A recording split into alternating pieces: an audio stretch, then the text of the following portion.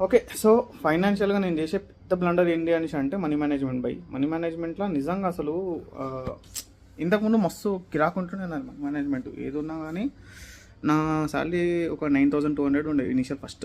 Okay. అప్పుడు గనుక చూసుకున్నట్టయితే నేను చాలా అచీవ్ చేసినా నా లైఫ్‌ల. నేను గోల్డ్ కొనుక్కున్నా, మా ఇంట్లో 55 ఇంచెస్ టీవీ కొన్నా, ఫ్రిడ్జ్ కొన్నా, వాషింగ్ మిషన్ కొన్నా.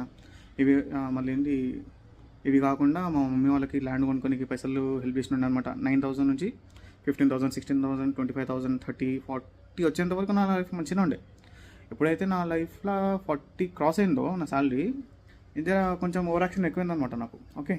ఓవర్ యాక్షన్ ఎక్కువయ్యి జర పైసలు ఎక్కువ విచ్చలవిడిగా ఖర్చు పెట్టడం, నా లైఫ్ స్టైల్ చేంజ్ అయిందనమాట. ఫ్రెండ్స్ కానీ, హ్యాంగ్ అవుట్ కానీ అంతే జర ఓవర్ యాక్షన్ ఎక్కువైంది నాకు. ఓకే. అది తక్కువ చేసుకోవాలి ఇప్పుడు. ఇంకోటి ఇప్పుడు నువ్వు చూసుకున్నట్టయితే నేను ఇంతకుముందు చెప్పిన ఒకసారి సాలరీ ఎంత 75,000 ఏమో వస్తుంది ఇప్పుడు ఆన్ హ్యాండ్, రైట్?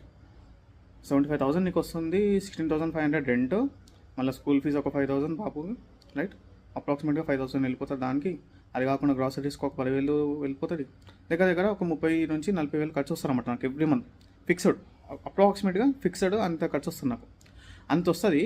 అవి కాకుండా ఇక మనం చేసే కొన్ని ఉంటాయి, ఫ్రెండ్స్కి హెల్ప్ చేసాడో లేకుంటే ఏదో కోర్సెస్ కొన్నాడో ఏదో ఒకటి ఆ బిజినెస్ చేద్దాం ఈ బిజినెస్ చేద్దాం అని చెప్పేసి మాస్టర్ మైండ్స్ లేకుంటే మెంటర్షిప్ తీసుకున్నాడు. అది అట్లా తీసుకున్నట్టు పోవడం వల్ల నాకు ఎవ్రీ మంత్ నా క్రెడిట్ కార్డ్ బిల్ ఎంత వస్తుంది అంటే లాస్ట్ మంత్ నాకు తెలిసి 1.2 lakhs ఏమో వచ్చింది.